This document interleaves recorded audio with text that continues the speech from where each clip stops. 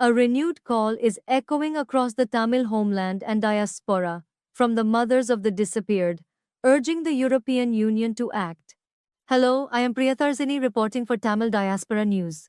A renewed call is echoing across the Tamil homeland and diaspora, from the mothers of the disappeared, urging the European Union to act.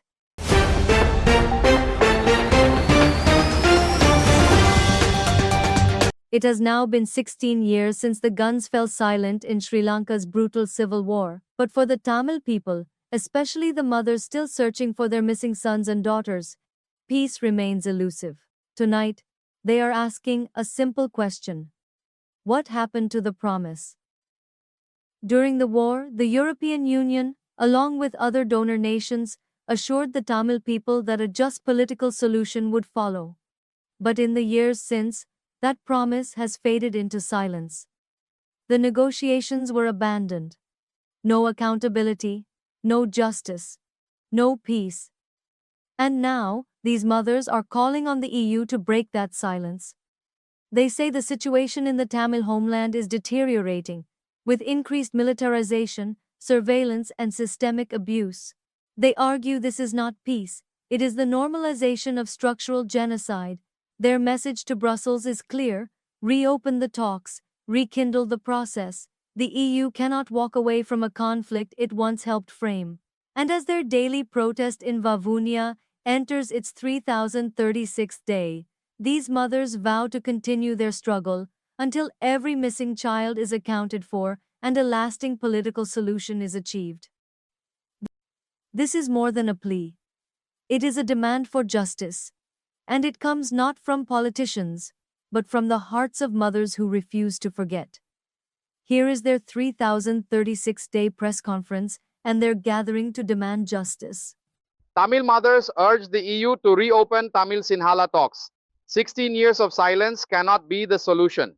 We, the Tamil mothers of children who disappeared during and after the final stages of the war, are making a heartfelt appeal to the European Union and the international community.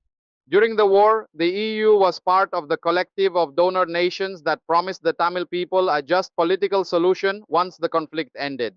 This promise was echoed by Indian leaders as well, including Sonia Gandhi, who assured Tamils in Chennai that their political rights would be addressed. But 16 years have now passed. Not a single step has been taken to fulfill that promise. Instead of reconciliation and justice, the Tamil homeland in the northeast has become a zone of military occupation, intelligence surveillance, drug trafficking, and sexual exploitation, all under the watch of the Sri Lankan military and state-sponsored networks. This is not peace. This is the normalization of structural genocide. We lost the confidence of out Tamil politicians. They are focused in only to survive as the politicians as long as they live. They do not have any creative thinking or take the example from other suffering countries that achieved their goal of sovereignty. They have failed to call EU to involve or even remind them these EU countries deceived the Tamils. We, the mothers who continue to search for our missing sons and daughters, urge the European Union to relaunch or facilitate a renewed political dialogue between the Tamil and Sinhalese parties. The talks that were abandoned after the war must be reopened immediately if Sri Lanka is to move toward any real and lasting peace. We also call on every Tamil across the homeland and in the global diaspora to raise your voices and demand international engagement, especially from the EU and the United Kingdom. It was former UK Prime Minister Tony Blair who once insisted that military aggression must not replace a political settlement. We urge the current UK leadership to honor that legacy and actively support renewed negotiations.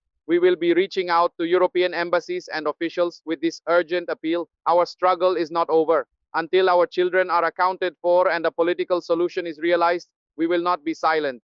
Thank you and see you at another news event report. Goodbye for now. I am Priyatharsini.